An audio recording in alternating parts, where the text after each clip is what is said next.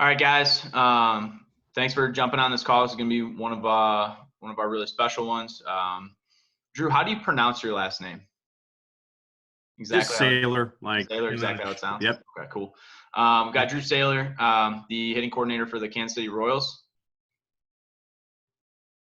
and he's going to do a presentation on kind of flow state, kind of what it is, and he's got some other stuff that he wants to talk about, incorporating skill acquisition as well. Drew, I'm going to kind of turn it over to you and kind of let you do your thing. Awesome. Thank you, Ryan. Guys, thank you for time, obviously, coming out here and jumping on it and getting better. I know I'm anticipating one of my 3 kids coming down and asking me a question about Common Core math or something like that. So I know that a lot of us are hunkered down, hopefully, but obviously, thank you guys for the opportunity, and thank you for ebbing and flowing with this. So we'll get right into it. So when Ryan approached me about, coming on and talking about the 4 states of flow, or flow state for our players, it really just kind of refocused and reframed some of the we had in Smarter in, now was it. So we'll get to the flow state, but the first thing I want to do is I want to talk about what we call getting in the gap, and the model that really just how my brain works. I was able to kind of draw something out. So my apologies for my lack of creativity here. I usually, everyone has beautiful PowerPoint. I tend just to write some stuff down. So when we get going here, if you guys can see this, kind of give me a thumbs up so I know that we're working. All right, perfect. So the gap model is really how we get our players to be able to learn and acquire new skills. So as you're looking at this, you're going to see where I have player X, because all of our people, they have a ceiling and a floor in terms of their performance. So, basically, we want to be able to maximize those levels and try to find ways that we can nudge those bars going up. So that's where you see over on the left side there. And then if you go all the way over to the right, you see the rate of success. So I have from 0 all the way to 100. And traditionally, the way that baseball has always done things is that we have a practice environment that we are always succeeding. And that is where I think the term 5 o'clock hitter originated from. Because, again, like we get into practice, we're doing underhand flips, we're doing stuff off of tees, we're doing 40 miles an hour from 40 feet away BP, and we have coaches that are elite in terms of being able to find barrels. And then they get done with that, and then they jump into the game, and they got some guy blowing 94 with 18 inches of vertical, and he pairs a 12-6 breaking ball off that, spins the exact same, and we want to know why guys don't have success. So what I want you guys to think about is when you're in practice and you're designing your cage routines, your BP routines, whatever it may be, we have to take this model into consideration, because at some point every day we have to put our players into a challenging environment. Because if we are always in that 80, 90, 100% success rate, the distance between what the game demands of our players and what practice demands, it's too big. So we got to put them in that gap. So we want to be able to have them experience some type of failure. Now, what you guys see is obviously if it's 80, 90, 100%, the task is too easy. They become bored. There's no focus. And one of the things that really tied this home for me is understanding how we evolved as human beings. So when we are hunter-gatherers, our body is basically biologically wired to do the least amount of effort for the maximum amount of output. And so whenever our brain or our body can take a shortcut, it's going to do that, because that's how our ancestors from millennia were able to survive as they went along. And one of the things that I also tie a little second tidbit, our brain consumes about 20 to 25% of our overall energy every single day. So again, even if the task is difficult, if it's constant repetition at the same speed and there's no decision, the decision goes away, because our brain's shutting down systems to be able to try to conserve energy, because when we were hunter-gatherers, we didn't know where our next meal was going to come. So that's still wired into us today, and that's one of the challenges that we have as coaches. So what we want to do is we want to put them into where I have the highlighted 30, 40, 50, 60, 70% rates of success. If the task gets too difficult and it gets too hard, our players panic and they quit. And that's where, again, they're not succeeding and they're all 10, 20% rates of success. That's where it gets really, really daunting and challenging. So this is the gap model that I just being able to kind of draw something out for you guys. So with that being said, when we talk about states of flow, when we transition to this next slide, I want you guys to remember this photo because it'll really tie in some of these other things here. So when we get to the 4 states of flow, the first phase, when you get into the gap, there's the struggle phase. And as you guys can read it, kind of working from right to left, it doesn't feel good. Our players, are, challenged. They're not having success. Doubt creeps in. The negativity, negative thoughts start to creep in. And really for us as teachers, that's our opportunity to be able to wrap our arms around our players and get them into a state of focus on what they can control.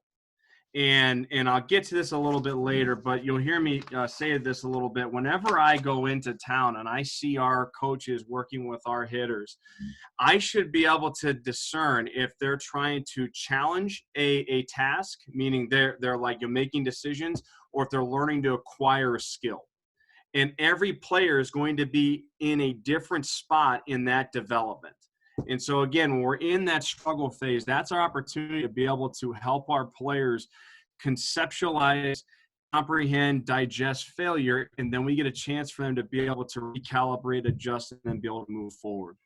Once they get through the struggle phase, they kind of start to accept the fact that, hey, you know what, this isn't going to be easy, but this is like the game. I know that I'm closing the gap between, practice and game. I'm going to be better prepared, that type of stuff. Just see players, really focus on the task at hand. And just like what you read there, when you accept the struggle and take on the challenges, where your brain converts from conscious to subconscious processing. And that's where you see the competitive nature of our players come out. To see, all right, find a way. I'm going to find a way to be able to get to this, ball with vert, or I'm going to try to get to this hand breaking ball in the zone. I'm going to commit now to try to acquire this skill. They transition to the flow state. Now they're finding success. Now instead of that 30% success, 40% success, now they're starting to find more. That's where they kind of get into the flow state, because now they're learning the new skill, or they're testing the new skill when they're in that practice but yet challenge environment. And the last thing that it gets to there is their brain and their brain's rewiring and their memory consolidation phase. You remember everything that happened during your peak performance, and you see the new possibilities that happen. To get to those 3 and 4 states, that's where you start to see the buy-in with the player. And again, that I'm going to kind of tie, some of these, thoughts and ideas back together. When we talk about our game, especially when it comes to hitting, because so much of it is predicated on failure. To me, the experience of failing in practice allows us as teachers to be able to get our players to learn how to accept failure in the game and focus on what they can control. And I know I'm sounding redundant because I'm stating these things, but to me, that's where artwork and teaching comes into play, because you get a chance to meet the player on his level, in his, murky and muddiness of what he's doing. And so you get that opportunity to make deeper connections. Two-way communication starts to, you have that opportunity for them to be able to open up and give you anecdotes and give you past experiences, and to be able to, they almost reveal a little bit on how their brain and how they perceive themselves in the world, and then how the third person observation affects them, whether it's good, bad, or indifferent. So really with that, the thing that happens with the flow states is it basically gets our players to become more malleable and more adaptable to what goes on. And we all know, especially a lot of us being hitting guys, our game is always reactionary. The pitcher decides the ball's going to be thrown. He decides when he's going to pitch. You have to make a lot of decisions in a very short amount of time. And what we're trying to create is self-sustaining, adaptable athletes when they're in the box. And to me, that's where the flow and the gap model really start to union the distance between comfortable practice and then obviously when the jungle starts to show up at 7 o'clock. That's what we got.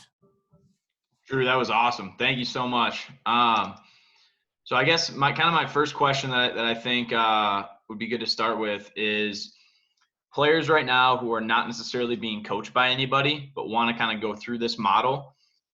What is a way that you think they can kind of get to their own flow state, maybe using the gap model too?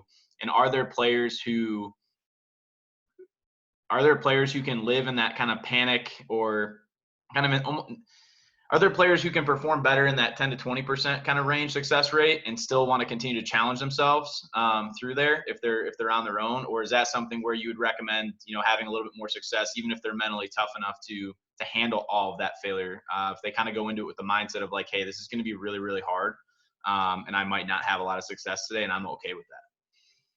Yeah, so I'll go at it from two different perspectives. I know that right now, we're all trying to, on our feet and be creative, find ways to be able to, get our players at least in some semblance of a game mindset. So in practice, yeah, if our players have the availability to go to a cage and they got someone to throw to them, like, if you're really going to challenge what you're trying to do is, have the person mix pitches, really start to, be specific in terms of what your plan and approach is.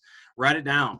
And then, take 10 pitches and see how many you actually stay committed to your plan. Did you end up, abandoning that plan because you were upset about swing 4, and then, swings 5, 6, 7, and 8 was you just trying to make up for the third 4. Like earlier today, I had my kids outside and we have a little wiffle ball thing. Like, the big thing I had with my 8-year-old is, hey, if the ball's not there, don't swing at it. If it's not in a ball, an area you can hit a ball off my truck, like, I want you to take the pitch. You can, create some game and competition to be able to at least put them into that mindset of trying to make decisions and put the consequence or failure associated with what goes on. When it comes to the season, is really where we make our money as teachers, is we're going to have that player that their gap between their floor and their ceiling is really, really, really small. We know that we can put him in there, but if we challenge him too much, he flips into that panic state, whether it's because he doesn't really believe in his preparation, he's not mature enough yet, he's still learning his past experiences, future, upcoming, pitchers that he knows the rotation. That's where we as coaches need to really have that good feel and that awareness and presence to be able to go, all right, I'll push this player, but I'm not going to push him completely up into that 10 to 20, 30% success rate. On the opposite side, there's going to be some guys that are just going to be, living like gangbusters, and they're in that really good flow state, in that challenge. And as a coach, you can prime them, say, listen, you know what? We want to continue to get you better. Do you want us to be able to challenge more? I'm really going to be tough on you. Move the machine in and out of the zone a lot, and there's going to probably be more balls than there are going to be strikes.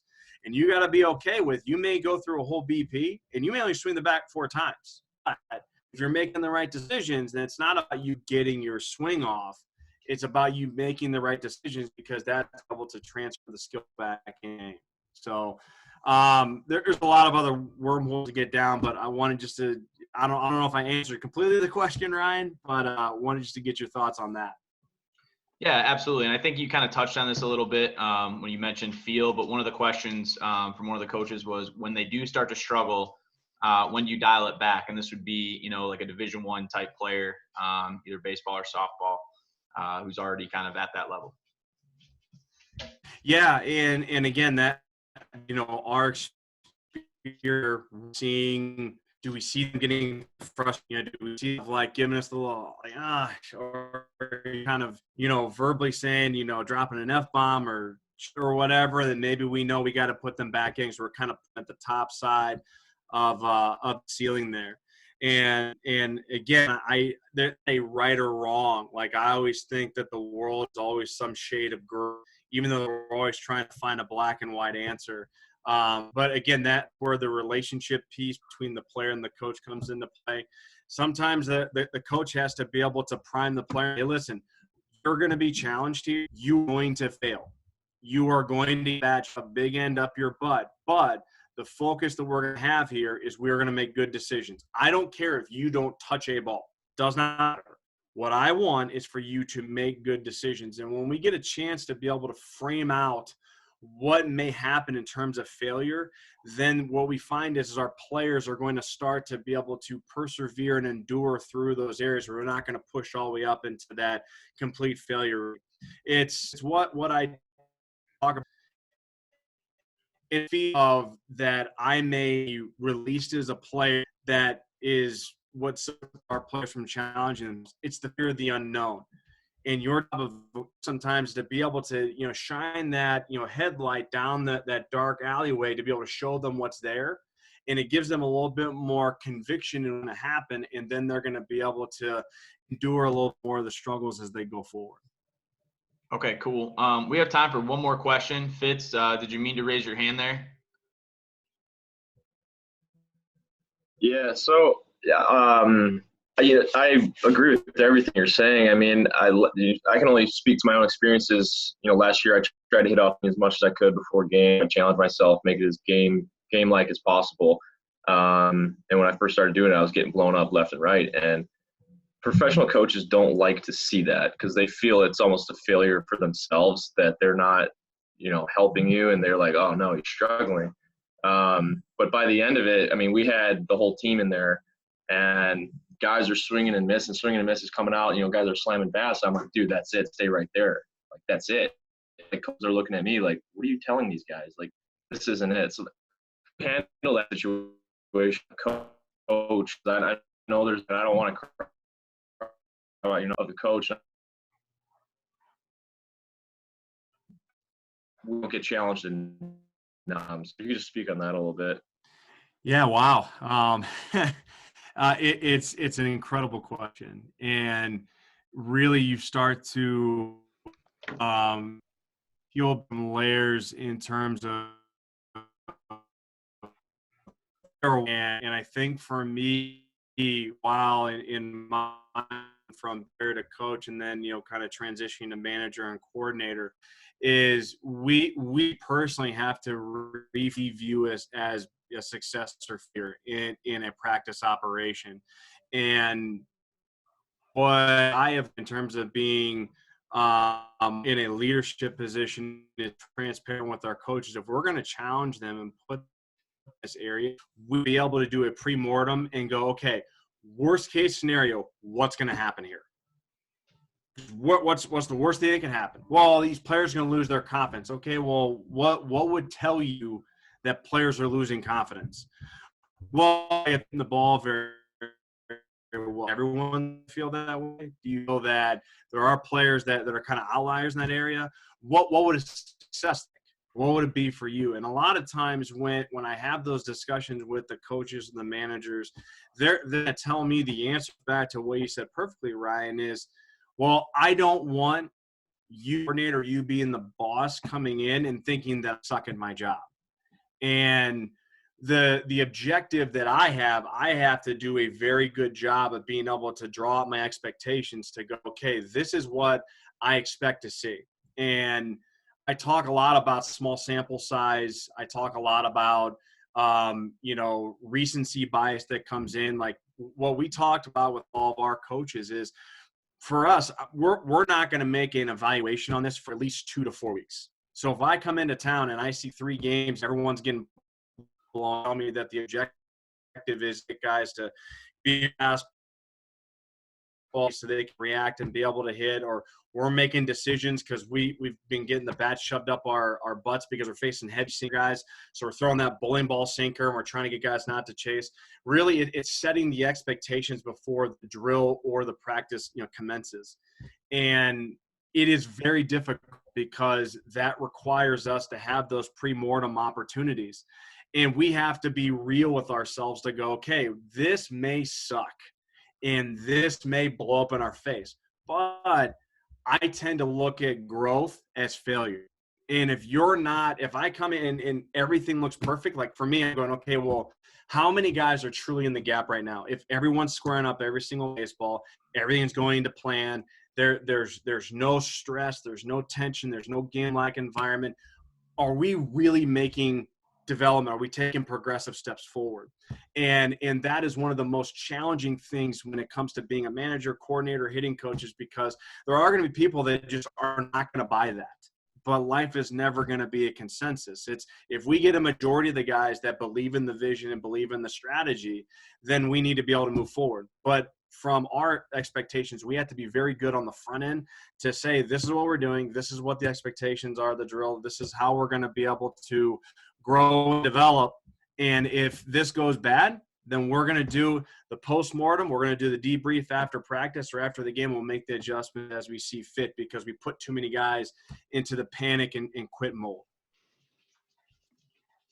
Yeah, that's awesome. That fires me up. That's all I got to say. Thank you. No, it's a great question. I can actually stay on, Ryan. I can stay on a little bit longer if you like. I got about 5 minutes, and then I got to jump off if that's all right. If there's any more questions. Yeah, one question that popped up in the chat was, what is one good drill to do for success, and one good drill that would equate to 10 to 20% of success range if you don't have a partner, if you're stuck at home? Do you have any kind of go-to drills or anything you've maybe prescribed to some of your guys who are stuck at home by themselves? Yeah, so obviously we got to be creative with whatever we have. I mean, if all you have is a tee and a wiffle ball and a bat and a drop net in your basement or outside, you hung between two trees, obviously just being able to repeat your swing and then being able to move the tee height and location every single pitch, I think is one area of success. We're going to be able to learn how to deploy your swing in different vectors and different locations. And it's still giving you a sense of being able to do the action, because in terms of skill acquisition, obviously we want it to be as close to game-like environment as possible, but we also have to be realistic in terms of the constraints and the environments that we're in. If we can't get to a field and no one's there to be able to help us, and the option is hit off a tee into a drop net or do nothing, obviously I'd rather you do something versus nothing. So I think that the tee in that perspective is one, because again, you're going to be able to repeat that at a really good, successful clip. In terms of failure, now this one, this may be a little bit of Alan Yeager-ish coming out of me, but I'd actually say go through at bats in your head. Ones that you can remember. And I mean, there's like four that pop into my head from when I played, where the at bat got away from me, whether it was environment, whether it was base out states, whether it was time of the year, the type of pitcher that's on the mound, whatever it is, and relive those at bats. And what I mean by relive those at bats is go through the at bat and see yourself take a pitch, the one that you would have swung, that breaking ball's 50-50 on the bottom of the zone. Go and take a swing when it's the ball that you want to swing at that you took in that 1-1 count, because you were split focus. You were like, oh, he may throw a changeup, but I need to be in fastball rhythm, whatever it may be. But that will help put you into that decision making, and also we're going into how our vision action coupling comes into play. So that's one that you can just do on your own. And we know from what we've seen in science is that when we imagine events happening, our brain is still active in the same areas as if we were doing the physical action. It's just not as strong of an impulse. So visualization, even if you're not hitting off a tee, even just when you're laying down or you're in your bed, that's still giving us a mental rep for what we want to do, and we're trying to be able to practice. So that's one that kind of stands out there. Awesome. What about self-talk recommendations for kind of getting into the flow state? So self-talk, really for me, and I know mindfulness is a hot buzzword. I know we all love our Lululemon stuff that we wear every single day. But for me, to be able to put ourselves into that state, it's prepping our brain for what we're about to go through. So if we're going to go through a stressful environment, identifying verbally out loud what our stressors are going to be, you get an opportunity for the cluttered thoughts in our heads to become live or to become alive. And so what happens is when we had these stressors and we verbalize them, we don't let that thought just kind of ping around in our head and we can't really wrap our arms around it. Because I give the association, it's just like the snowball at the top of the mountain that I kind of go up and I throw it down, then it starts to pick up steam, and now all of a sudden it becomes this big, boulder rolling down the hill that can kill everything. If we can, at the very onset of those types of stressful environments, if we can verbalize what the worst thing that can happen and the best thing that can happen, we then get an opportunity to be able to catch our negative thoughts and then redirect it to what we want to have occur in this drill setting, in this practice, in this game. Awesome. And then periodization, in terms of different phases of the year, off season, preseason, in season, are there certain times that you would live in different areas of the gap? Absolutely. Again, you talk about, having pre and post mortems. You get an opportunity to be able to see what you're good at and what areas you need to be able to improve upon. And I think that when you go into an off-season model, it's going to be more acquiring skill in some phases with some guys. Others, it's increasing, range of motion, being more efficient with their movement patterns. So whenever you're restructuring a little bit of how your body moves, there's going to be more of what I call block training. So, if I'm trying to be in a better hinge position when I'm trying to hit, or I'm trying to get into a better glute load with my hips, I need more reps. I don't need a guy to be challenging me with, fastball, curveball, or, sinker slider, or machine work in and out of the zone. I need to be able to show that I can repeat that move. And so from I can't say the word right now, but from those different perspectives of the season, we are going to be in different phases. If we don't have that 7:00 test coming up, I think it's easier for us to be able to just completely go into, we're going to acquire the skill, and then once we show we can repeat that and do it in different locations of the zone, then we can transition into the test. And again, it goes back to, the coach. When you see your player being able to repeat those moves, he's squaring up a lot of balls, now it's time to be able to ramp up the challenge, because the player has shown you that he's starting to fall to the very bottom. He's at the floor and he's starting to go into the boredom area. That was awesome. Yeah, thanks, man. I really appreciate that. Thanks for donating your time today. That was incredible. Awesome. No, my pleasure, guys. Thank you. Sorry, I got to run. I got another call that I'm getting on here in 3 minutes. So yeah. Appreciate it, you guys. I'll drop my my contact info in here in case anybody has any follow-up. All right? Awesome. Thanks, Drew. Appreciate you. See you guys. All right. So I think what we want to go to, what we want to move towards now, is kind of a topic that Fitz brought up in the Slack the other day, was kind of the expectations between, expectations between going from high school to college and then college to pro. Fitz, you kind of want to elaborate a little bit more on that. And then we've got Julio Valdez, who just spent time in both arenas, college and professional. Jordan Miller, who's a college coach, is going to be on this. Fitz, and then AJ, I'd love to get your perspective too. Players, one of my challenges to you in that Slack was to kind of come up with one or two questions that we could kind of go around and kind of ask these guys about what to expect at those levels, kind of what your vision or what you kind of have in your head right now for that, and kind of maybe what a more realistic thought might be. So I'll have Jordan, you can go ahead and unmute yourself if you're willing. AJ, Fitz, we'll just kind of do a round table. From there, Nate too, you as well. You're gonna have a really good perspective on this. And Julio, if you want to unmute yourself, we'll kind of go around. So to start, Fitz, you want to give us a little bit more insight on kind of what that topic was all about?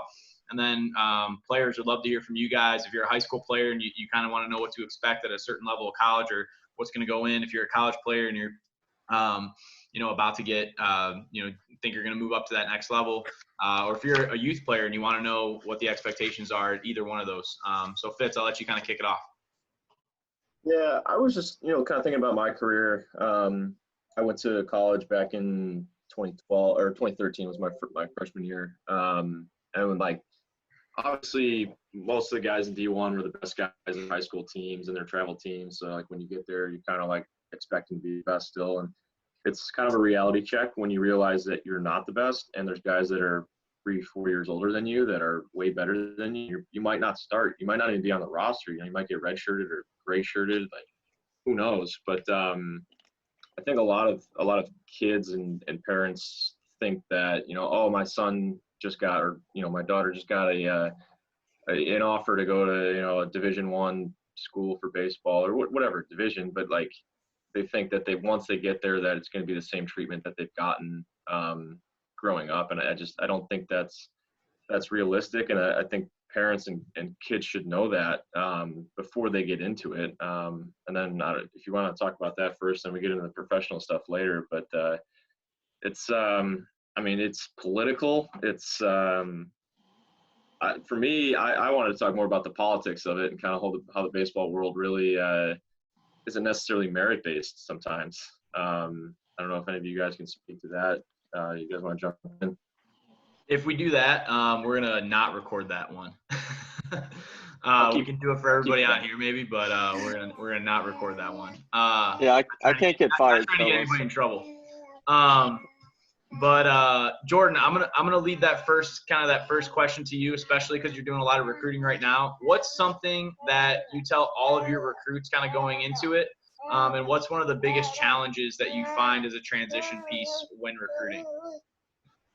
Yeah, so I think for recruiting wise, there's specific areas of the position or that fit our system.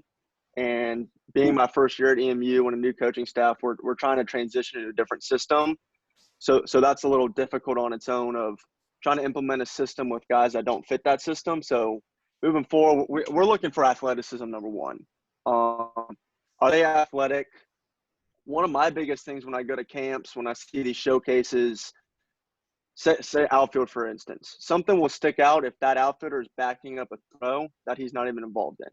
Is he putting himself in a position that making that 1% play? So that's kind of stuff we look for. We look for stuff of how will they fit our system, and then more past the baseball piece is kind of how we are. We like to do our due diligence and figure out more of who that person is. We contact their high school coaches, their travel ball coaches. We try and get them on campus multiple times, let the players on our program get a pulse of them. We really want them to fit into our culture and our standard. So it's more who they are than how they play. We can figure out the baseball piece. We're pretty confident in our development skills, but it's hard to take someone who's not a good person and have them become a good person. So we want to make sure that they check off the boxes as being a good dude. Awesome. Julio, do you want to touch on that as well? Yeah, it's kind of like what Jordan said. I mean, just depending on the level that you're playing at or you're going to. I mean, you guys want to talk about the cream of the crop. You think about Vanderbilt. And Tim Corbin always talks about how guys that had all the talent in the world and didn't pass his assessment when it came to like being a teammate, being a person on and off the field. And these guys go through it when they're in the recruiting process. I know when I coach, when we got a big name on campus, it's like, hey, we can deal with the headache until they get there. And then it's like, you don't want to deal with the headache because your job is to develop and win. So I know if they're doing it at that level, it pretty much strings across the board. Clearly, there's a couple levels that probably don't care about that too much. But I mean, for the young guys that are listening, I'd say the biggest thing, if a school is talking to you, it is because you are gifted in whichever way, and they are interested in you. But you can check off all the boxes and make it 10 times easier for them to go for you. If you're a good person off the field, if you can handle your schoolwork, if your coaches speak highly of you, if you come not necessarily from a high-end family, but that's respectable. That's not going to give coaches a headache calling them saying, why isn't my son playing? But those are the boxes that I think gives me a focus on more, because the baseball side, you handle that between the lines. But there's a lot of other things that go into being a at least a collegiate baseball player that a lot of people take for granted. What do you think is the biggest transition, from seeing like a really high level, maybe a top recruit as a freshman, transitioning, them into kind of the college world, especially kind of what Fitz said, like maybe they're not going to be your starting shortstop. Yeah. What kind of do you guys see on that? What me, especially at the high levels, it's kind of like ball to an extent, because you're dealing with kids that they're with mom and dad every single day, to now like they're living in their own dorm or own apartment, and now they have like full freedom, and now they got to do their own laundry, and it's like handling the little things, like going to class and not your mom taking you to class, or being responsible. It's like to me it's kind of like pro ball, in the sense like you're kind of managing an ego, because like Jordan was saying and Fitz was saying, like when you go to school it's like you were the best player in your high school, everybody loved you. When you get to college, especially the teams that win, they don't care where you came from, they care how you're going to help the team. So it's not that you were an All-American or All-State or All-District, whatever. None of that stuff. It's like the second you step on campus, day one, all that's thrown out the window. It's what are you going to do on our field, and how are you going to help us win? But the biggest transition, I think, is getting kids used to a routine, and then just honestly being responsible. Because if you think, at least I know that my 2 years coaching, the biggest headaches were guys that just couldn't handle any, like they didn't go to class, or flunking, or showing up late, showing up late to workouts and stuff like that. Like that was the stuff that drove us nuts. And it was normally young guys that you always had that problem with. Awesome. Nate, what was kind of maybe the biggest transition for you, kind of going from hometown hero, in Streamwood to, Elgin? No, yeah, for sure. Julio hit it right on the head. I mean, for me, it was super, had a lot of success in high school, was kind of the dude. And I definitely took it way, my head was this big going into my freshman year. And I really didn't, it took me a full year to transition to it. I rode the bench my freshman year, didn't play at all, kind of never sat in my life. So dealing with that was super difficult. And kind of just went in second year, put in a lot of work, hit the weight room super hard, and played a lot more my sophomore year. But yeah, dude, waiting until I was 22 years old to dedicate myself to the weight room was a giant mistake. Or kind of putting my head down and working until literally the toilet was flushed. I literally wrote it out, and then I was like, well, my talent got me this far. Now I'm watching games instead of playing. I'm not helping, my team. And so I think that's kind of the cliche answer is oh, hit the weight room, right? But not waiting until you're started my.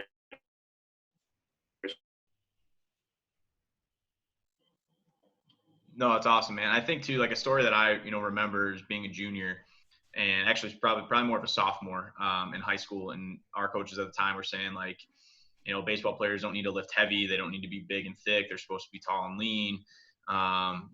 Make sure you're monitoring that stuff. Don't squat in the weight room. When in the baseball, you're ever grunting and trying to squat, from that aspect. That was the generation I grew up in.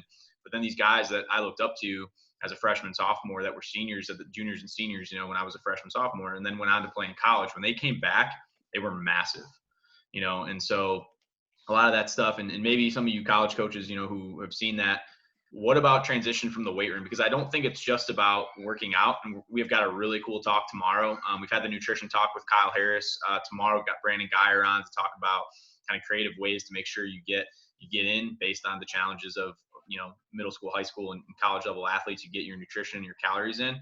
What about what about that side? Gaining size, gaining strength. What about that, guys? Can you guys talk about that and maybe some of the challenges high school players, kind of what Nate said. He said hit the weight room, but what can we be doing other than just working out and eating to kind of be prepared for that? For me, the biggest issue I've seen, and that's why I'm taking over the weight room piece next year, is the movement aspect. I think it's cool. We've had a couple guys that are football players. They're big, strong, they're physical, but they suck at moving. So having the ability to be an elite mover, which is already difficult on its own, but then kind of building from that, especially in the high school level where maybe you don't have the time or effort, or there's not a proper strength coach to help you properly lift, you can still tackle the movement piece. I know that's something you guys do at your academy. There's tons of resources out there that helps.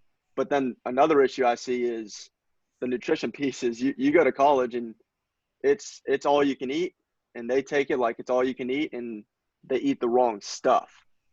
So they don't realize how many calories they're burning in a day, especially when we're in season for practices and stuff. So they're eating a bunch of ice cream and burgers and stuff. Well, that's not conducive to what we're trying to do of beat elite athletes. So how can we continue to progress them and say, hey, look, just because the calf has all these options and you say there's no options of eating good, well, it's because you're not looking at them for the right way. I'll vouch for that one. I mean, me and Jordan played together in high school and like growing up as kids. So I was skin and bones, but had a good arm. So I graduated high school at 155 pounds. Get to my freshman year and like shock my body. My coach tells me, he's like, hey, I need you to be a weekend guy, but no chance you could pitch for me if you're only 170 pounds. You got to be 200 minimum. So me being who I am, I went above and beyond. But like Jordan said, like I wasn't watching what I was eating. I was just eating and lifting twice a day, eating and lifting twice a day. Next thing I know, in 3 months, I've gained 55 pounds. And I'm 220 pounds. Couldn't run anymore. I felt good on the mound, but I just think it was because I was just so heavy. But I wasn't moving better. And my velocity was like a mile an hour or two better, but it was like for that drastic jump, you think you're going to be throwing, 95, 96. And instead of being 87, 89, now you're like 90, 91. But you can't run, you can't breathe. You hit the third inning and it's like, oh my God, what is happening to me right now? And that's kind of like where I vouch for that. It's like, if you're going to do it right and make sure you're eating right while you're doing it. Yeah, Yeah, absolutely. just kind of building off what they're saying, I kind of agree 100%. Like my freshman year going into college, I took the route of like, I'm just going to get super strong and like super big. I ended up going from like 190 to like 230 my freshman year. And like, in the weight room, I was moving heavy weight but it was like more like compound movements. And I didn't have any emphasis on like mobility. And like my nutrition was just eating as many calories as I could, not necessarily focused on, getting my micronutrients, my minerals, that kind of thing. Look back, I kind of wish I would have been the possibility aspect a lot more seriously. And just being a good athlete in general, not just being super strong. I think strength, especially for younger guys making that transition from high school to college, is probably one of the most important factors, but it's not the end all be all. You don't have to be just this super strong unit of a person to be a good baseball player. And a lot of times you can get caught up if you can't move, it doesn't translate anyway. So I would definitely emphasize, like, if you're going to get strong, be able to move really well, do things in full range of motion, and just crush the basics first before you move on to like trying to become this Tyler O'Neill squatting 500 for sets of 3. Like, that's great and it has its place, but it's a progression in my opinion. So I agree completely. I think too. Real quick. Yeah, go ahead, Fitz. So my freshman year I was 148 pounds, starting DH for the team. Go figure, right? And like obviously weight is a big thing in college, and everyone, weigh in day, and everyone's trying to hide a 5-pound weight between their legs to like make it look like they weigh more. Yeah, I did all that stuff, but like at the end of the day, they're giving me, we're sponsored by Gatorade, so we're getting all the Gatorade protein stuff, and it's like you got to drink this, here's chocolate milk. So after every workout, I'm taking a vanilla protein shake that has 27 grams of sugar in it. I'm drinking 2 of those with the chocolate milk. It's like, so now we're up to like almost 70 grams of sugar. And then I go to the dining hall and I'm trying to eat, you know, the protein, get your veggies, like do all that.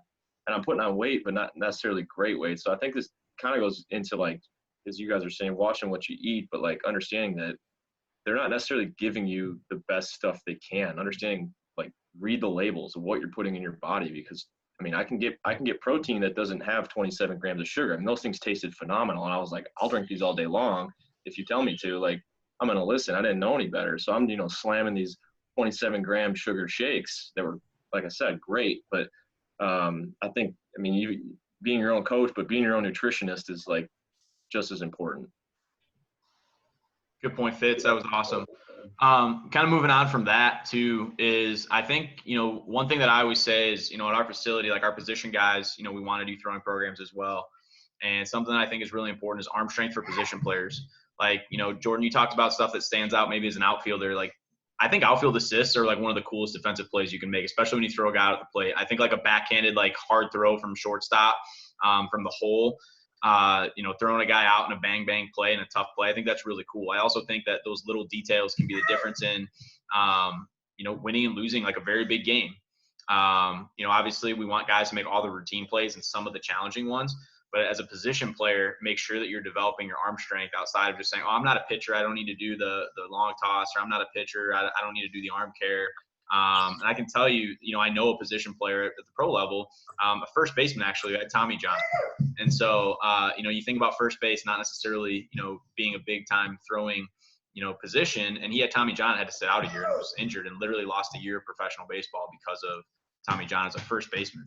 And so I think it's important that, you know, position players take their arm care seriously as well. I've got a couple more topics too to kind of, but I want to talk about that specific thing right now. AJ, you want to maybe talk about that, or Jordan or Julio? Rafi, what do you got? You're a college coach. If you're willing to jump in, not sure if you're able to or not. Don't feel I pressure. just got here late. Are we doing arm care? What's that? I just jumped in right now. Okay, we're kind of doing a roundtable where we're talking about the challenges of transitioning from high school to college and then eventually college to pro. So kind of things that people can do to not only make sure they're more ready, but to do that. And Fitz kind of brought up the point that you could be a dude, you know, it's the 4-hitter, and you know, everybody loves you on your high school team, and you're the starting shortstop, or you're the big time power pitcher, and you go to college and you're kind of just maybe one of the guys if you're at a really good school. So right now, you know, I kind of brought up the point of position players needing arm strength to really help them stand out during that transition.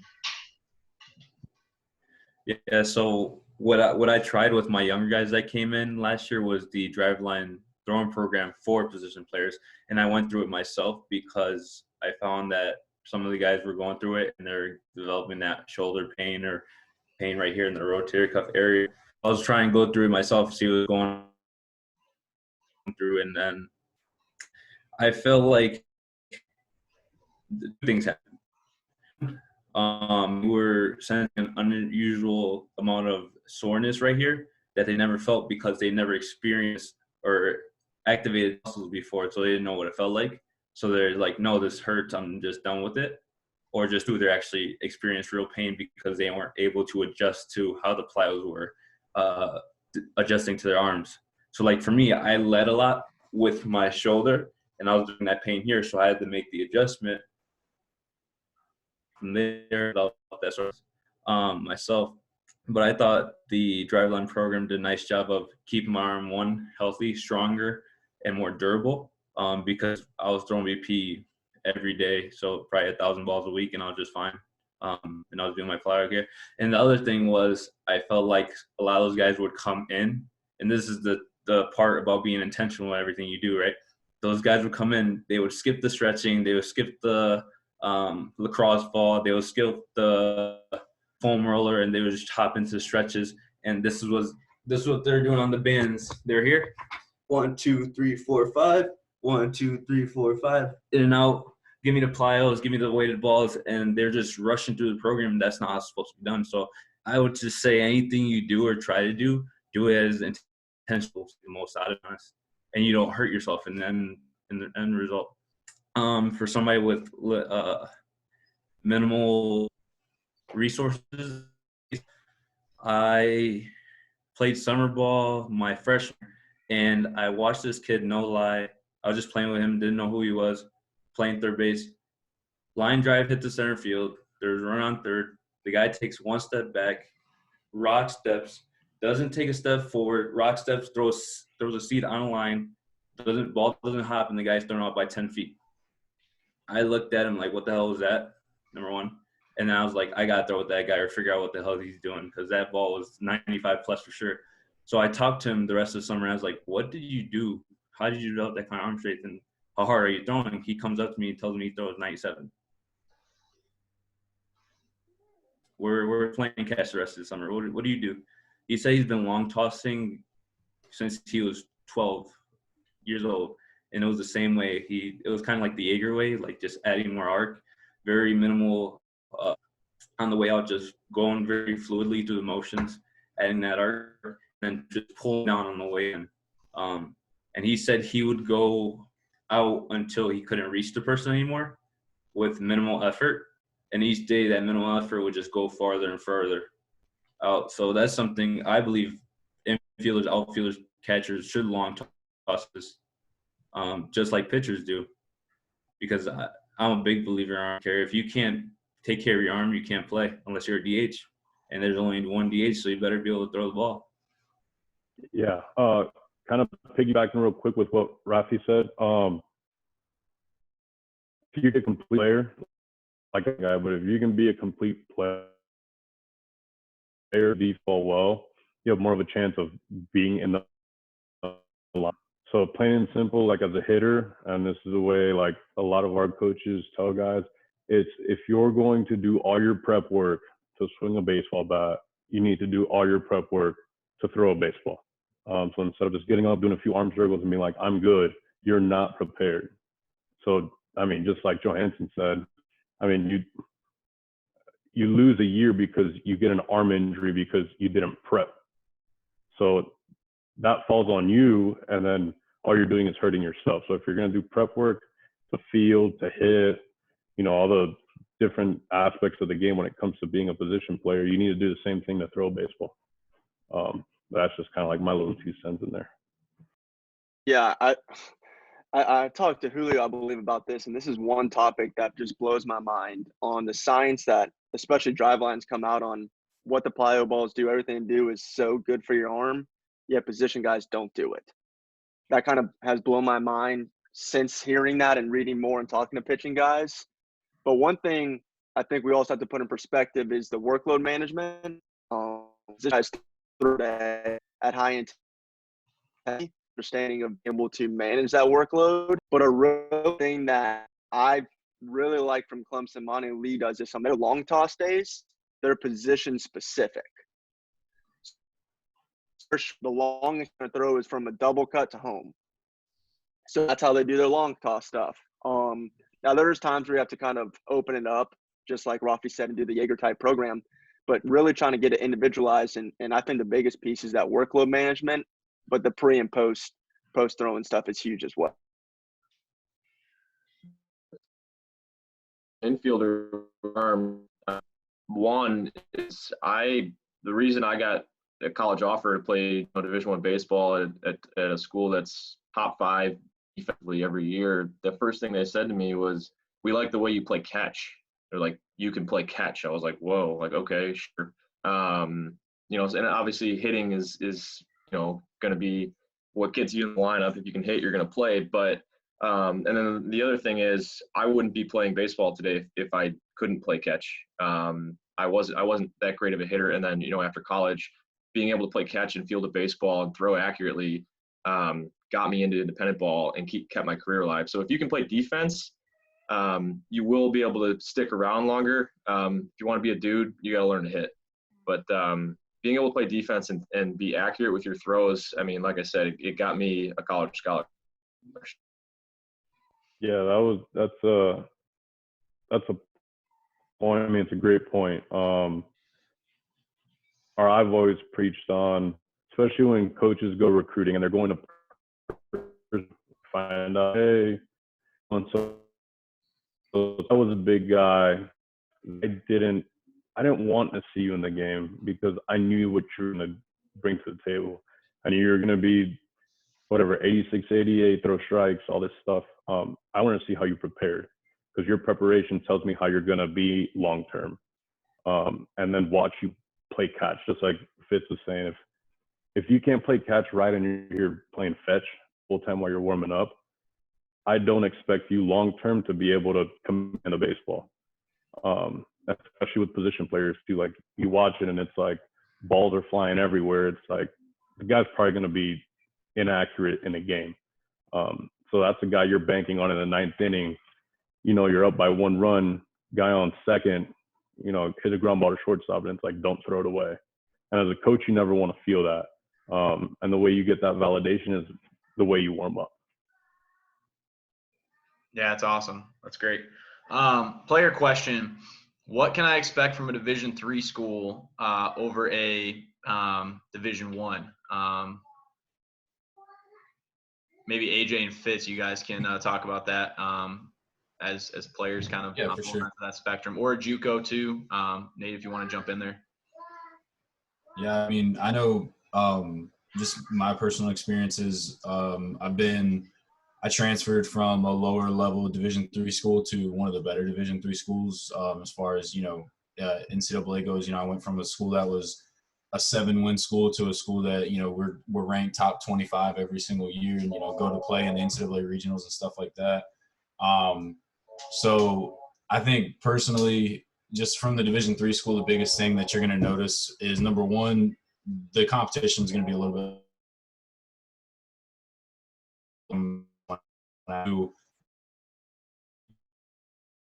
Texas, Florida, Georgia, those JUCO schools, you're gonna have a lot of dudes on those teams that are getting drafted in the first rounds of the draft. So I think competition level is probably going to be a little bit lower at Division III, and then resources are probably going to be a little bit lower at a Division III school.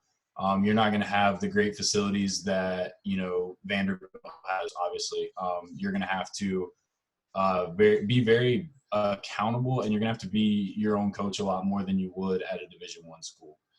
You're going to have to use all your resources and really get creative with your training and development. That might mean throwing against a brick wall on campus, opposed to having a nice throwing room at a Division I school. It's a lot more of a grind. It's a little bit more gritty, and I think, me personally, it made me a better player because of it. I played in the Northwoods League last summer, and just talking to the guys that played there, it was almost like they were pampered a little bit. And playing at a Division III school, I think it helped me more than I would have at a Division I school, just because you have to really grind. And Nate, I'm sure you can kind of speak on the JUCO grind a little bit, but it's you're not given much in the resources you have. You just got to kind of figure it out and get creative. And then, like I said, competition level is going to be a little lower at a D3 school, but I will say there are still some dudes in Division III. So, it's not – don't expect to come in and just be the guy right off the bat. It's like any other thing, like Fitz was saying earlier. You got to earn your stripes, and you got to put in the time to be the dude. You're not just going to come high school hero and, come in and run the show like everyone kind of thinks it is. But, if you guys want to kind of speak on your experiences, Nate and Fitz. I can just say one thing, about AJ. AJ goes to a D3 school, but and I just met AJ this year, training with him in the off season, and he would be one of the best hitters in the Red Sox minor league organization today. Would it take some time for him to get used to the different pitching? Yeah, sure. But his swing is it's there, it plays. But he could be at a D1 school and be a dude, and he's not. And that kind of gets into what I wanted to talk about. I know you said you didn't want to record that part, so I'll keep that light. But maybe but we had phenomenal resources at Creighton University. We played at TD Ameritrade Park for every home game. We had a grounds crew that did our field. Field was beautiful, still one of the best fields I've ever played on. And that school still has not made any move to anything. So this whole D1 thing is yeah, it's great, but like AJ said, there's some dudes in D3, AJ being one of them, but there's some people at D1 that shouldn't be there either. So, when you see this, D1, it's like, it's not, you really need to get to know the guy and see the way they play, because if I didn't know AJ and you took some D1 kid and you put him up and I just watched the two play, I'd probably pick an AJ. So don't get all caught up in this, like, D3, D1, D2. Go where you're going to play, go where you're going to develop, and don't worry about that stuff. As long as you got a good head on your shoulders and like do everything that we're talking about, being your own coach, being your own nutritionist, understanding the game, trying to learn as much as you can, that you're still going to get to where you want to get to at the end of the day. One thing I want to add, because I did play Division I and now I'm coaching at Division III. That one of the biggest differences, I think that is a huge difference, is the time. For Division III, for us, and fingers crossed, they have a meeting this week with NCAA to give us hopefully another 2 weeks. We get 16 days in the fall, and that's it for development. So a lot of it's on the moan, and for me being a coach, that scares the heck out of me. Whereas in Division I only had like 2 weeks off with our coaches, and that was between Thanksgiving and winter break. So realizing that, can you have a coach that will program for you and help you understand what you're doing in Division III level, and is doing as much compliance allows, because compliance is horrendous in Division III level. Ryan knows that. So we're doing a Zoom talk public here on Friday with the guys, so our incoming freshmen can be on it. But that's the biggest thing. So, but Fitz hit right on the head, man. Pick where you're going to actually get better. You can play at a Division I, but you might not get better. But you can go to a Division II, Division III, a JUCO, and get better. Like, what is the best for you? And you have to take classifications out of it. That's a fact for sure. No, yeah, I think you guys nailed it on the head, all three of you guys talking about that. I would say, like, go in from high school, wherever you're going, like, go in ready to, like go, like, grind. I think, like, don't hesitate. Don't, just because you're, it's JUCO, D2, D3, NAI, whatever it is, like, go in, like, be ready to go. There's gonna be dudes everywhere you go. It doesn't matter what level you're gonna like. There's dudes everywhere. We had guys at JUCO level that went on to play high level baseball that like looked like action figures when I came in at 150 pounds. I mean, there's dudes everywhere. So I think being prepared and having that mindset of going in and being ready to play. Like don't hesitate. Don't think like, oh, just because I did this, like I'm gonna come in and be a dude. Like prepare yourself. It doesn't matter what level it is. There's gonna be like great players everywhere. Yeah, and I think too, so one of the things, from a grade perspective is I kind of think about a lot of the stuff that we're talking about similarly to kind of the threshold of, we talk about, bat speed, or we talk about, you kind of have to have the basic size, strength. There's kind of this threshold of like, if you meet this, like then the next things, will play. If all you have is that, then, if you can't play catch, you can't hit the guy in the chest, you don't have the grades, you don't have some of the intangibles from there.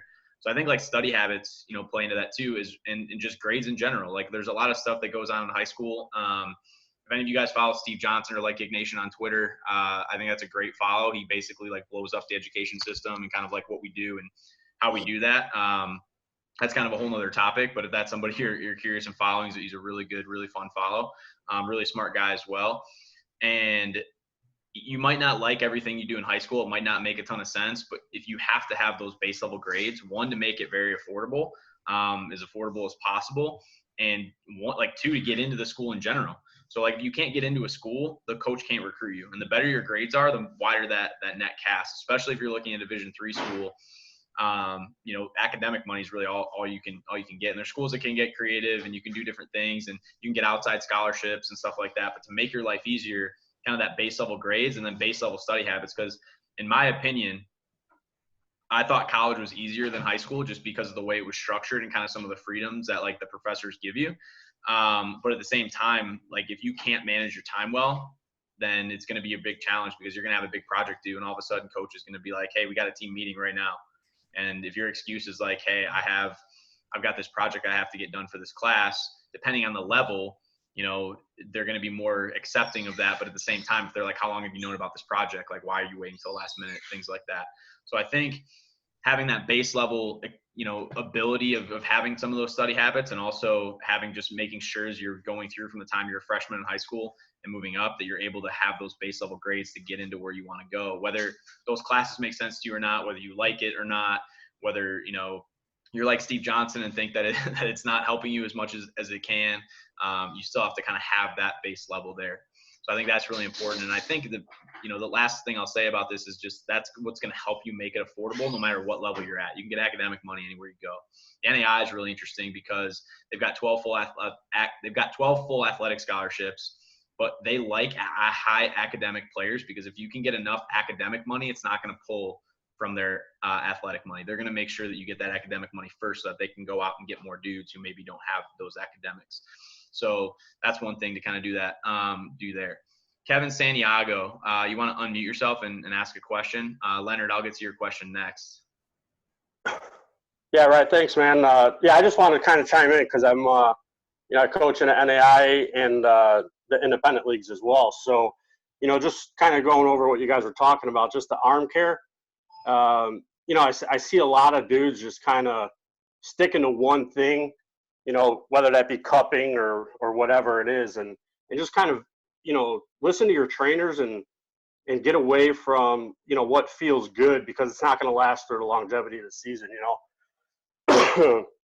and then just the coaching side of it for the college guys, like what you guys are saying, man, it's dead on. Like there's dudes everywhere. So when we're looking into this and, we're trying to find guys like these D1 guys, they're scouts at almost every game or, on the weekends and things like that. So they're in front of these guys as it is. So there's a reason that they didn't get drafted.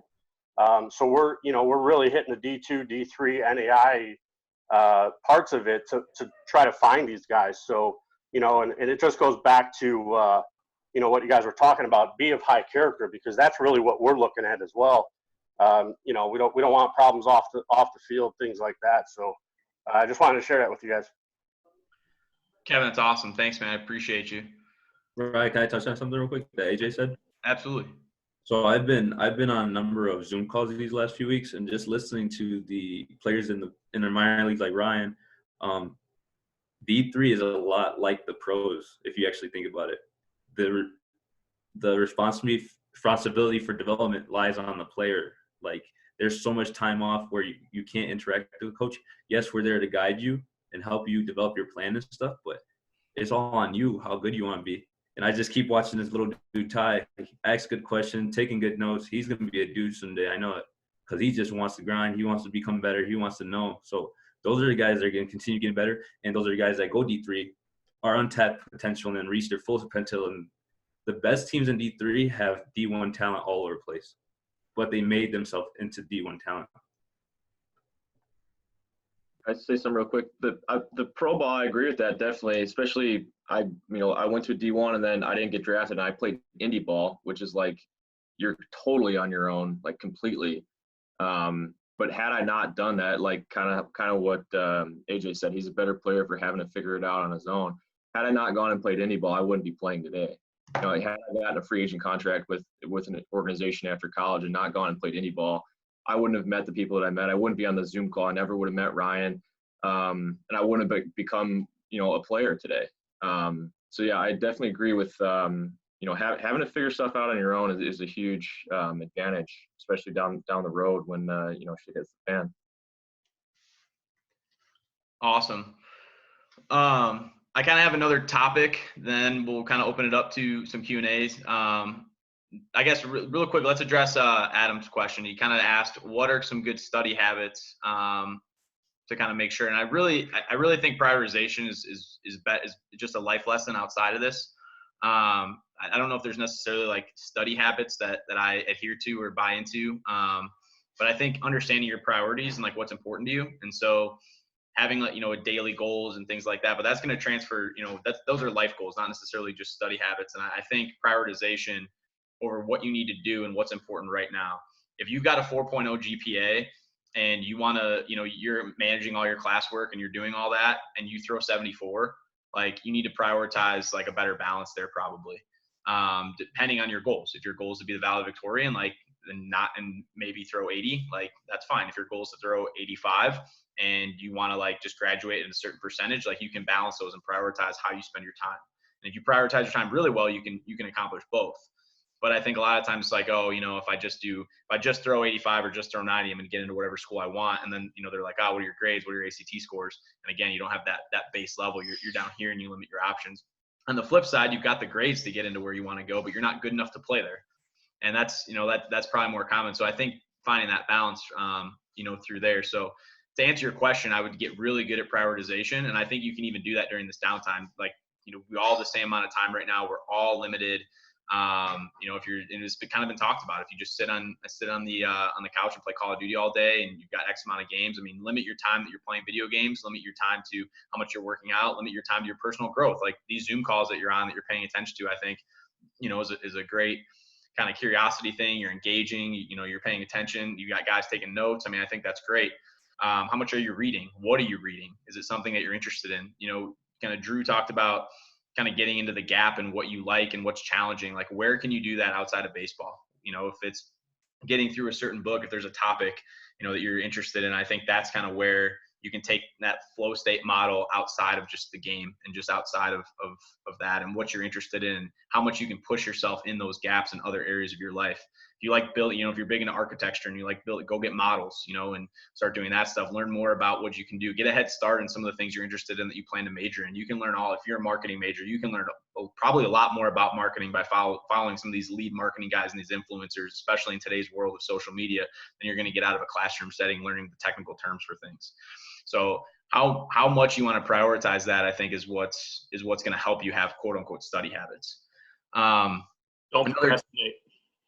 Yeah, don't procrastinate. And that's going to be really important when you do have to be your own coach. I mean, that's going to be important when, like Fitz was talking about, when you're in the off season and maybe don't have as much guidance, if you're at a D3 school, if you're at a JUCO, and you have to kind of figure this stuff out.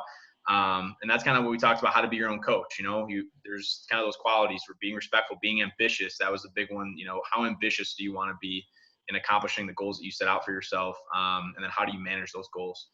I'm a big on whiteboards, and I'm a visual learner, but I also like to write things out. It helps me kind of picture things. So for me, when I have goals or I have things, I kind of list all my goals in a whiteboard, and then I'm able to kind of piece them together and kind of manage my time that way. From that aspect. Nate and I have more whiteboards at the facility than whiteboard sales warehouses. We painted our walls with whiteboards on them. All right, last topic. And if softball players that are on here, if you guys are willing and able to jump in on this, coaches, I'm not sure all your compliance rules about where you're at, depending on the level. Would love to hear from you guys on this as well, male or female. Bill, I'm going to have you, Bill Lurk, if you're on there. I know I shot you a text to see if you're willing to do this. With your daughter playing at Auburn, I kind of wanted to talk about kind of what's your big leagues. And I heard Andy Haynes talk about this. He's the big league hitting coach for the Brewers. He kind of talked about what's your big leagues. And he basically said that as he was moving up through the minors, and even when he was coaching in independent ball, everywhere he went, he had to treat it like the big leagues. And baseball is very different than softball, because the highest level of softball is different than the highest level of baseball. I mean, yes, there's pro softball. Yes, there's people who make a lot of money playing pro softball, but the financial difference in that and the likelihood of that is extremely lower than baseball. So I'd love to hear from some of the softball perspective of, like, is Division I kind of your big league? Is it being a Power 5 school? Is it being in the big, the Big 12? Is it just making it to Division I? Kind of how do you guys manage that from a player? Or as a player, to kind of know, like, what you want to do with your next steps, and how do you guys treat that, especially because pro ball in theory could go up until someone just tells you you can't play anymore, whereas you kind of have that set time and that set timetable in softball. Would love to hear from some of the softball people. And Bill, obviously with your daughter playing at Auburn, would love to kind of hear your take as a dad, or her take if you're willing to speak on her behalf. Yeah, I'll speak. If you want to switch it over. What's up, guys? She transferred Ryan to Louisville, as you know, but you forgot. That's fine. I did forget. I'm sorry. Redbirds. But yeah, it's a job, right? I mean, Ryan Fitzgerald, you could probably speak to this too. I mean, you play at that level, and it's treated just like a job, right? So not only do you have a job, you have a responsibility to the university and to the boosters and whoever else to go to meetings, to do the on deck supper clubs, to do the Sunday brunches, and it's definitely a grind. As far as, I see there's some Iowa State girls on this call, so they may have even taken my daughter yard once or twice. So if you did, good job. Um, it's a unique experience because as far as pro ball, like you're talking about, is it worth it? I have no idea. That's up to the player, right? Like there's a couple players that do make real good money in it.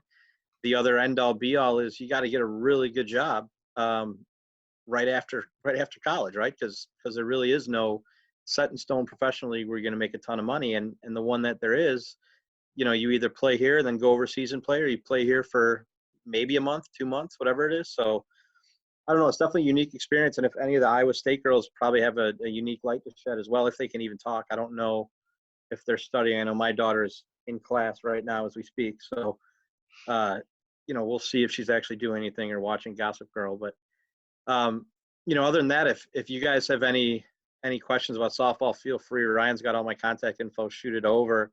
But yeah, I mean, at the Power 5 schools, like she's at 2 now. She was at Auburn, now she's at Louisville. The facilities are amazing. The apartments are ridiculous, especially since when I was in school, and they were awful. Everything is great, but I was real interested to hear about your guys' nutrition aspects on it, because you hit it on the head. Everything is so available for those, the U1 guys and girls that, yeah, there's food, yeah, there's protein, yeah, there's whatever, but unless you have a trainer who's on top of it, you really got to monitor yourself. And we've been lucky enough to have a couple of trainers where she's played at that have been great, but have seen it work, this is for some of her friends that have gone on elsewhere, and they're really not on top of that stuff. But again, great discussions, guys. Love all the stuff. And my 13-year-old boy is here as well. So, he is definitely appreciative, especially of all the butt jokes and stuff like that. Yeah. Yeah, and I think it's interesting. A good point to kind of talk about for softball specifically is the early recruiting. So, while Power 5 might have kind of the best competition around, the American pro level for softball is limited to 4 or 6 teams, while going overseas too, which is kind of interesting because then you get the experience and then you get to travel. I'm stealing that information from somebody, so sorry if I butchered it.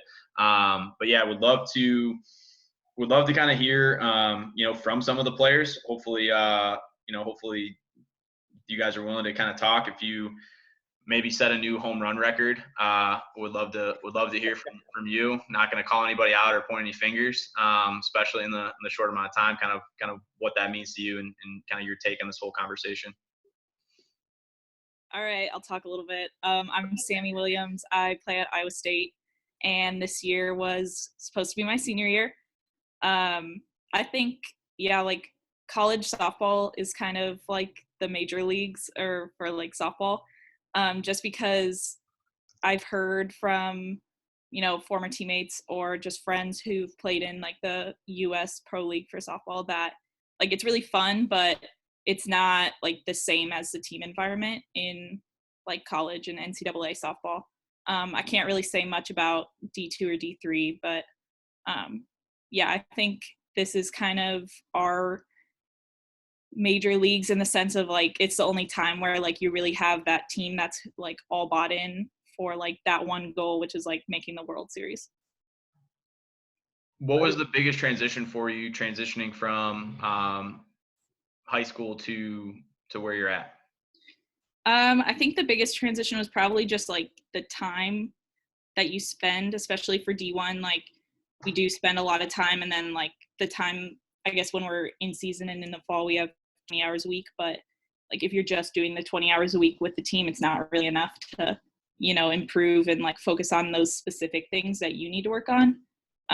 So yeah, definitely, I guess from like high school, it's like, oh yeah, I practice every day, but do you really practice every day? Like you have to hold yourself to that. And like in college, you actually do, like you practice every day and you get to see so much more like live pitching, I think, in practice that I think that's what like really helped me in that transition. It's also though, like with that, spending so much more time on like softball in the game, you have to really like hone in on how well you manage like schoolwork and everything like that. Sammy, I really appreciate you coming on. I have 2 more questions for you if you're willing to take them. Yeah, sure. I have one as well. So, Fitz, kind of to go off this topic of what to expect, I think a lot of kids are shocked at how much Division I, Division II, and some even Division III, even though it's a smaller workload, how being a student athlete is very challenging in the everyday life. And you kind of hit it on the head. Like in high school, you quote unquote practice every day, but it's maybe 2 hours and then you go home and there's not really maybe a lot going on. Where, you know, you wake up and you've got study tables now, you've got a full class load. You've got all these other things. You got your workout, that's kind of mandated by you. Plus, however many hours are allocated by, the NCAA. Can you talk a little bit about how challenging the schedule in general is compared to high school? I know you said you practice every day, but maybe be a little bit more specific. Yeah, I think well, at least in my experience, in the fall when we're in like our fall season, we'll lift in the mornings and then you go to class during the day and then you go to practice during the afternoon. And then at night for us is usually when we have like tutors or study hall, and then you got to go eat and do your homework and stuff like that. So it's kind of just like, that's what your daily routine is. And for some reason in college, you're so much more tired than you were in high school. Like high school, I felt like I could do everything and be up late. And once you get to college, it's like you're working a lot harder for your sport. And so I think that kind of takes it out of you, and you really got to make sure that you're like, refueling and eating and not skipping meals, even if you're busy and stuff like that. Awesome. All right. My second question, if you don't feel comfortable answering it, you don't have to, is kind of in regards to your injury this past offseason. And obviously you came out of the gate and you were one of the best players, one of the best hitters, with basically having a shortened offseason, having to recover and spend all that time. With everybody kind of stuck at home, what's kind of your advice for a mental state? Like really feeling like, you got something taken away from you and then you came out and you just absolutely raked. How did you manage kind of getting out of that from a mental perspective? Because, a lot of players on here maybe haven't gone through injuries yet. Obviously that was, something that was really disappointing. How were you able to kind of manage that and then get back into quote unquote the flow state, which is what we started with right away? Yeah. So I guess a little background. This past August, I had surgery on my patellar tendon. I had some bone fragments causing tearing. And moved. And I was in like, I got asked all the time if I tore my ACL because I had that same brace for about 5 weeks. And then from there, I really wanted to like jump back into softball, but it wasn't really like that. I had to do a ton of strengthening to rebuild that leg. So I think it was hard just to, sit out and watch for a long time, but I kind of had to, like, I struggled with it and eventually just had to like focus on what I could control. So like making sure I was still playing catch and like doing the things that I could do. And like, obviously I love hitting. And so it was really hard to not be able to hit. And even when I did get cleared to hit, it was like, okay, you can swing off a tee, but nothing like too explosive or too reactive, because that was my right leg and I'm a right-handed hitter. But I think just like watching film helped, and like I did work on like seeing pitches and identifying pitches, and in my head I'd be like, oh. So that was kind of how I did like live in the off season, which I think helped a lot too, especially like when we came back from winter break was when I was kind of cleared to go. So that's when we do a lot of like practices during the week and then scrimmages on the weekend to prepare for like our season schedule. So I kind of had to like, even when I came back, I wasn't cleared to like practice all the way. So I had to, monitor myself and like, okay, if I want to be a part of the scrimmage, like I can't sprint bases, like I got to take it easy like this day before. So talking to my coaches and being like really open about how I felt and how my leg felt and like what, like they were really understanding and like knew that I wasn't going to just like skip out on practice because I didn't want to. They knew if like I had to take it easy that day, like I really thought that that was what was best for like my knee in the long run. So I think just I was like able to be creative and find different ways to still be a part of the game without, like it like driving off my leg and doing stuff that's so fundamental for hitting. Awesome. Thank you for sharing that. One more question popped up and I promise I'll leave you alone no matter what else after this. You good for one more? Yeah. All right. So I don't know if you can see on the screen. One of the kids here is Ty and Ella Heimbuck. And they're basically a baseball softball combo. They work really, really hard. And you have a brother who plays with the Phillies, right? Yeah. So obviously you're, at a Power 5 softball school, your brother plays for the Phillies. What's the best advice you can give them? You played baseball growing up too? Mm-hmm. You can blame your coaches for all this information. But I'm not like stalking you or anything. Yeah, what kind of advice do you have for those two who are vigorously taking notes? Ty's only 12, his sister's younger, kind of going through that. I think having like a sibling who's also in the sport is huge because you guys can kind of like feed off of each other, because I know like baseball and softball aren't identical, but they're really similar, and like, swings are pretty similar between baseball and softball. So kind of just like working off each other and challenging each other. I think that's like something me and my brother did, was we'd work out together growing up. So we were always there like pushing each other, and like, you can push yourself so much, but like when you have someone else there like competing against you, it like makes you push yourself that much harder. So I think like even when we played, like I played Little League on the same team as my brother for 1 year. So we kind of got to like compete there too. And yeah, I think kind of having that bond is awesome and really cool, but I can't speak much to like what my brother does or like the baseball side getting up into the minor leagues and stuff. But I think for softball wise, just like working hard and and competing and like using that partnership as much as you can, I think is really important. Awesome. Fitz, did you have something? Yeah, I just had a quick question for you, Sammy. Well, first of all, you speak really well. Secondly, like, did you have any aspirations of playing professionally, or like growing up, were you like, I want to be a professional softball player after I played in college? I know it's kind of put you on the spot. And then I know you're go back for this year, if you're going to go back, or if you want to maybe go pro or explore other options.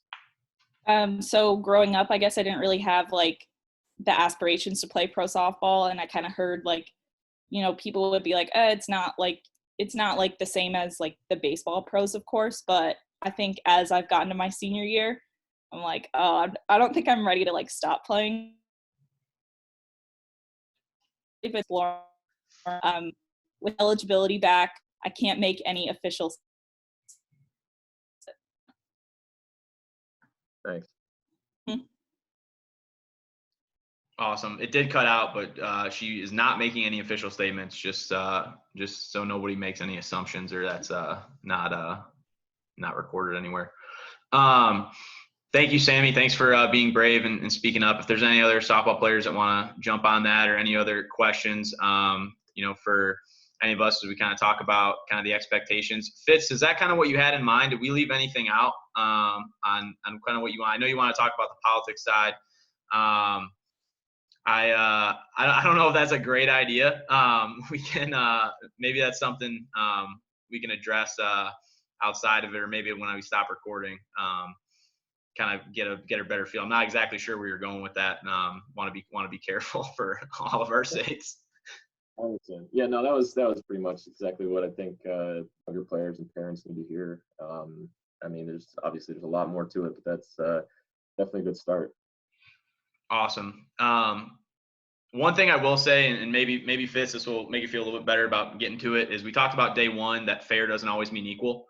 And so if you have an opportunity to do something, whether you're a late round draft pick, and sometimes there's animosity there, whether you don't get drafted and you get signed later, whether you feel like you deserved a bigger sign, but whatever it is, whether you thought you should have gone to a better D1 school, or a different college, and maybe you felt like you got snubbed, there's always kind of like the next step. And I think when Rob Seifert was on, he was talking about kind of how to reset, how to get through there. And Drew's talking about how to get to your flow state. The best thing you can do, no matter what your situation is understand that fair doesn't always mean equal. And being able to kind of guide yourself to the next right thing. And that's kind of what Tom talked about on leadership. We talked about like, okay, what's the next thing? I want to make the next pitch. I want to make the next move. And so there's things that are going to happen to you across your entire life that you're going to have to continue to lead yourself with. And there's all these different tools and resources that you have to use that. And fair is not always going to mean equal. If you have to do more than somebody else to get recognized, or do more than somebody else to get paid, or do more than somebody else to reach your goal, then that's your goal. Unfortunately, like, that's what you have to do. And that you're getting your fair shot, but it's not necessarily an equal shot to what other people are getting. And so I think that's important to realize and know, because that's going to happen in life too. It's going to happen, in job promotions. It's going to happen with a lot of different things. So the more that you kind of dwell on those things, if you didn't make your high school team, but you want to go on and you want to play in college, and you made your college or you got an offer from a school to go play in college in your first year, you don't get the opportunities you want, but you have those opportunities to, maybe end up being a starter at some point. That's kind of on you to make sure that you take those steps to have that happen, instead of dwelling on the fact of being upset, about that. So, Fitz, does that kind of make you feel a little bit better about what you want to talk about? Yeah, I mean, just real quick too. When you're making your decision on where you want to go to college, and as coaches are vetting the players on their character and what kind of person they are, you want to be a good teammate and all that. And I think it goes the other way too, that players need to vet the coaches and know that they have good character and that they have your best interest in mind. I think a good question that players should ask their coaches when they're on their official visits, or when they're in the recruiting process, if you want to play professional baseball, ask them the question, what are they going to do to help you reach that goal? Something I didn't ask my coaches, and I guess I just kind of assumed that they would do everything they could to help me get to the next level. And just a quick story, I had a really good junior year. I didn't get drafted, wondering why. Had a really bad senior year, didn't get drafted, didn't expect to get drafted. In the past year since I've been out of college, I've talked to my assistant coaches that have been at that school that are no longer at that school, and they all said that my head coach had blocked me from getting drafted my junior year of college, when I really felt like I should have been drafted. So understanding, when you're talking to your coaches, ask them what plan they have for you and what you want to do with your career. I think it's great for a coach to tell a player that, hey, we're going to do everything we can to get you to the pro level. We hope to get you drafted in your junior year. We don't want you to be around for 4 years. We want you to achieve your goals. And I think as a college, if you can build that resume, more players are going to want to come there and play, because, hey, look, we're getting guys on to the next level, the professional level, in 3 years. Come back for a 4th year. That's great. We're going to do everything you can to get you, a senior sign. And I think for me, that's where I had a downfall in the process. I put too much trust in my coach when I went to him in confidence, and it didn't happen the way I wanted to, just because I didn't ask the questions early on. And then, if you wanted to get into agents and advisors and all that stuff, I always tell people, get your advisor as soon as you can. Market yourself as soon as you can to these professional scouts and professional teams, because you can't always rely on your coach to do it. Oof, heavy stuff. Appreciate you, man. We had today's what, Tuesday? We had to run an audible today. We lost our guy for devotional.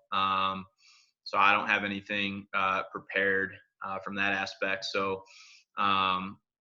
we'll move on and do that. Start that up again tomorrow, and then Thursday at 5 o'clock.